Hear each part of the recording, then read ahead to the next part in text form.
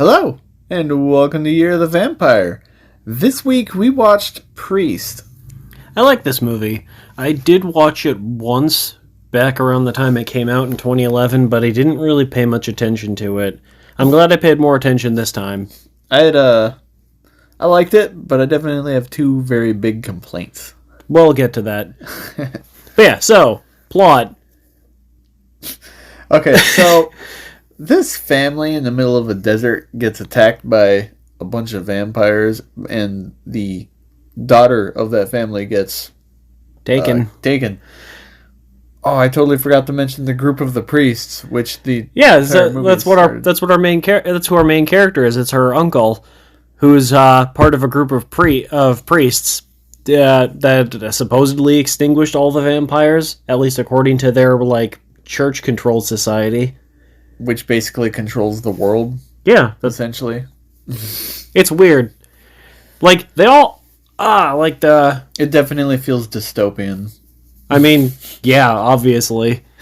I don't know. It's weird. It's like this. It's like a sci-fi horror western. Yeah. But I also kind of dig it.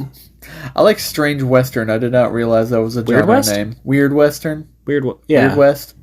Did not know that was a genre name. Yeah, it's just westerns mixed with fantasy, horror, and science fiction and such. Yeah, so it's got all that and vampires.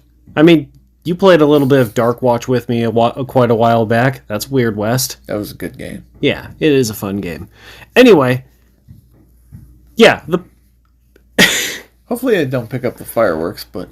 Yeah, I hope it doesn't pick up the fireworks either. What it is. But you don't forget, still going with the plot, he gets one of his other priest friends eventually, and the niece's boyfriend, who's I guess is the sheriff of some outsourced town. He's not a very good sheriff either, from what I saw. I mean, to be fair, that entire town kind of seemed like crap. But it was Jericho, right? I think that's the town he was the sheriff of. I believe so. Well, other than that city, which I'm blanking on the name, I don't even know if they gave us a name, but we only really get two locations, Jericho and Nightshade. And Nightshade's a place with vampires and the familiars. Yeah. So it's definitely... which he didn't seem like he really thrilled to do anything about, to be honest. He did not. Like I said, really shitty sheriff. Anyways, for the better half of the film, they're trying to catch up with this train that is filled to the brim with vampires. And Carl Urban, obviously. Oh. And yes. And Brad Dourif. And trying to save the girl.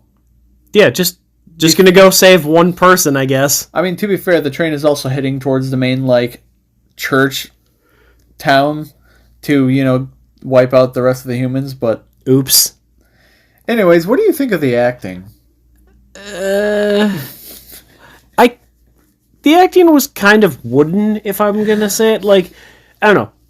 People, in reviews I read a bit of, said that the characters were kind of one-dimensional and boring, and I kind of got that that kind of comes through in the acting. I don't know.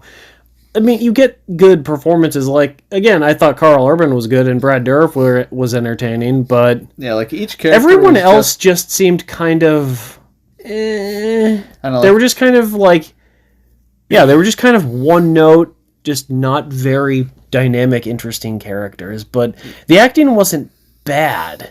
It just didn't seem like anyone really had much to work with. I don't know, it was kind of strange because each character did just kind of seem who they were, and there wasn't anything beyond that. Yeah. And overall, they kind of seemed like they're really serious about their roles, almost to the point of being overdramatic, and yet it kind of made it sort of campy to an extent. Yeah. I guess is the best way to describe that. There's no actual character growth in this movie from what I saw. No, I don't think anyone really changed from beginning to end. I mean, Carl Urban changed from a vampire to a pile of ash by the end. Okay, there was that. Possibly. That was the most anticlimactic ending I think I've seen in a movie in a while. Again, we'll get to that, actually. But what do you think about the sound? The Sound of Music?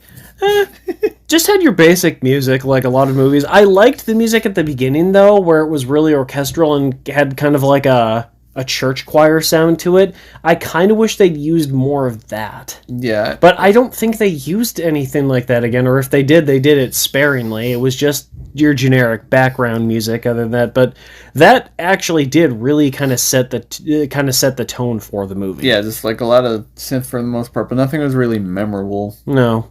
Just like the characters. Cinematography. To be honest, I think the best parts in terms of the cinematography were the beginning in the like big church city. I thought that it was a really interesting looking place for like because the whole movie is like kind of like desert, like sci-fi western kind of thing, but this was an entire sprawling like neon lit city with like the religious messages and like neon light crosses everywhere and shit. Yeah, because aside from the world, which seems good 80-90% uninhabitable, the inner walls was just like an industrial mass, but with church symbolism. I thought it like striking. I think it was like midnight or something, probably something around there. I didn't really catch the time, but everyone did the sign of the cross at the same time. That was fucking weird, kind of cultish seeming, but it was also a really cool visual. I like the visuals of the church city the most. Everything else was just kind of, post-apocalyptic, sci-fi, western desert environment.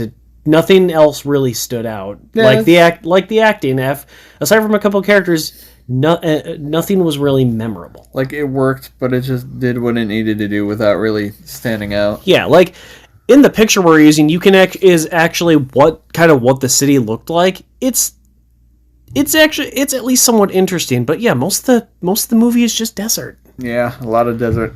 Special effects.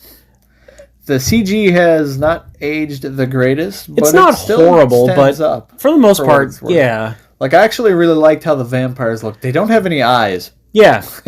They're just like gray, fleshy humanoids with no eyes, and their mouths kind of the way their fangs work in their mouths, they're look big. Similar to like, they kind of give me like leech vibes or lamprey vibes. Yeah. Like just how the mouths look and how the fangs jut out. I don't know. Oh, that hive lord or whatever they called it was kind of cool too. The queen? No, not the queen. The big hulking one. Oh, that one. Yeah. It looked like it was possibly a regular vampire, just further mutated in order to guard the hive. So it was like a fucking Hulk vampire. The queen was cool looking. Yeah, the queen looked pretty cool. It's too bad we only saw her in one scene, and it was a flashback. Which I guess brings us towards to the end of it all. And my two biggest complaints. First of all, the movie felt very rushed. I mean, it was like 80 minutes. Yeah, a surprising amount of stuff happened in 80 minutes, which kept every scene short and right to the point. And yeah, so there are a lot of really boring scenes because most of it's out in the desert. But the really good scenes in the beginning with the city, it was just within the first like 10-15 minutes of setup, and then we basically never go back there again until the very end when we're in one building, so you don't actually get to see the city itself, and you don't get any more of that kind of personality that it has. Yeah, and then the real cardinal sin to the whole thing, which it's rare that this gets pulled off, and it's only in good situations. They ended the entire damn thing on a massive cliffhanger. Yeah, because as I mentioned, they don't even see the queen again. So they end the movie with, "We're going to go finish the fight." And they never finished the fight. It's been 14 years. And I'll be real with you, I would have watched the second movie. Yeah. Like, it wasn't amazing, but it wasn't bad. No, it's a really all right movie. I just wish that it was more memorable.